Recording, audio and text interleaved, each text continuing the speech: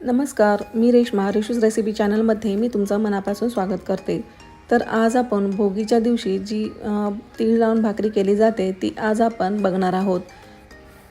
आता भोगी म्हटलं की बाजरीची भाकरी आणि त्यावरती तीळ हे आलंच। तर भोगीच्या दिवशी या बाजरीचीच भाकरी आणि त्याला तीळ लावून भाकरी केली जाते।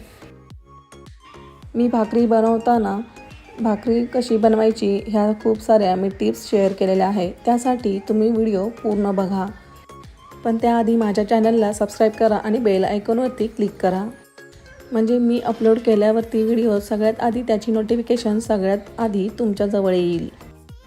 चला तर रेसिपीला सुरुवात करूयात। आता भाकरी करण्यासाठी आपण बाजरीचं पीठ थोडं परातीत काढून घ्यायचं आणि त्यामध्ये चिमूटभर मीठ घालून पीठ मळून घेऊया। बाजरीच्या पिठामध्ये मीठ घातले तर भाकरीला चव आणखी छान येते। बाजरीचं पीठ जर जुनं असेल तर म्हणजेच 15 दिवसापेक्षा जास्तीचं असेल तर तुम्ही गरम पाणी घेऊन पीठ छान मळून घ्या। तर बघा, पीठ मी इथे ताजं वापरलेलं आहे। तर ताजं असेल तर साध्या पाण्याने पीठ मळलं तरीही चालेल। जर भाकरी मऊसूत हवी असेल, पिठाची उकड घेऊन किंवा कडकडीत पाणी पिठामध्ये घालून भाकरी केली तरी चालते। आता पीठ मळताना तळहाताच्या मनगटाच्या जो मागचा भाग आहे त्याने पिठाला छान घसरण देऊन पीठ छान 2 मिनिटं तरी मळून घ्यायचं। पीठ छान मऊसूत मळून घेतलं आहे तर बघा, तुम्हाला जेवढ्या आकाराचा गोळा घ्यायचा आहे तेवढ्या आकाराचा गोळा घेऊन भाकरी करायची असेल तर तेवढा गोळा घेऊन गोळ्याला तीळ लावून हाताने थापून घेऊन थोडं कोरडं पीठ घालून भाकरी थापून घ्यायची आहे। आता भाकरी थापताना सुरुवातीला मध्यभागी थापून घ्यायची आणि नंतर कडेकडेने भाकरी थापत घेत जायची।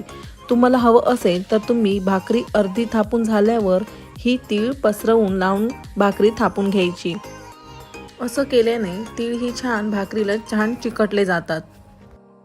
आता तुम्ही बघू शकता भाकरी छान थापून झालेली आहे। भाकरी भाजण्यासाठी तवा मी आधीच गरम करायला ठेवून दिला होता की तवा आपल्याला गरम करूनच घ्यायचा आहे। तवा खूप जास्तीचा गरमही नसावा आणि तिळाची बाजू खालच्या दिशेला करून पिठाची बाजू वरच्या दिशेला घालून वरून थोडंसं पाणी लावून घ्यायचं आहे।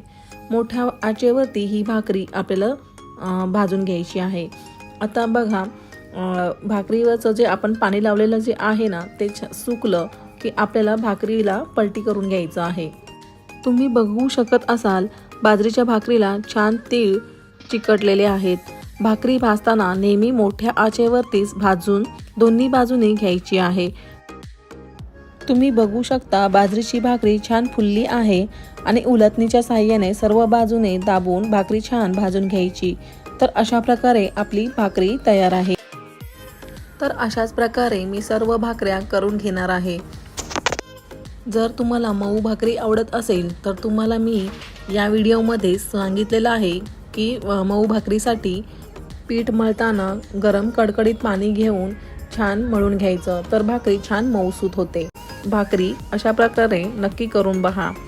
रेसिपी माझी मी बनवलेली तुम्हाला आवडली तर कमेंट करायला अजिबात विसरू नका। तर बघा, इथे मी तुम्हाला भाकरी दाखवते की भाकरी किती मऊसूत आपली झालेली आहे। तसंच मी दुसरी ही भाकरी तुम्हाला अशी चुरून दाखवते, तरी बघा दुसरी ही भाकरी आपली छान मऊसूत झाली आहे आणि तीळ तर बघा अगदी छानच दिसतात भाकरीला। व्हिडिओ आवडला असेल तर लाईक करा आणि तुमच्या मित्रमैत्रिणींसोबत शेअर करा। तर भेटूया अशाच छान छान रेसिपीसोबत। Bye bye.